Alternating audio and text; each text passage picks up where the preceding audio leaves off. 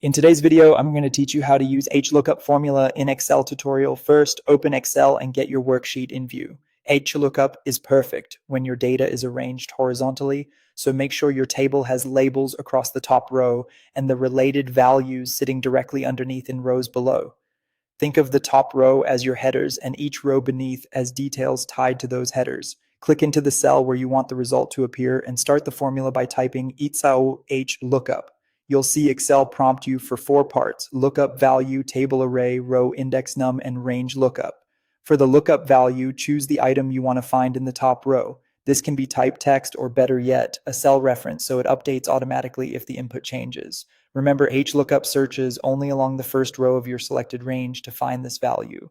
Next, select the table array. Click and drag to highlight the entire block of data, starting with the header row and including the rows beneath that contain the values you want to return.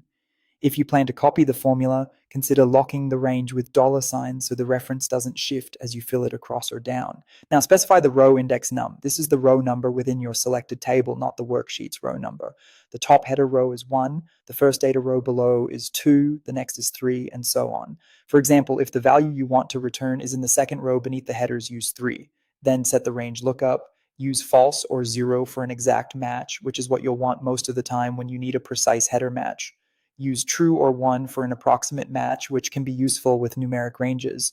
If you choose approximate, be sure the top row is sorted in ascending order to avoid incorrect results. If you leave this out, Excel assumes true. Finish by closing the parenthesis and pressing enter.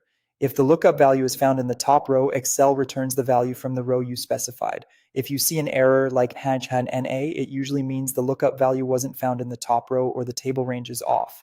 Double check spelling, extra spaces, and that your row index is counted within the selected table. That's it, HLOOKUP in action. With each all HLOOKUP, lookup value, table array, row index num, range lookup, you can quickly pull horizontal data with confidence.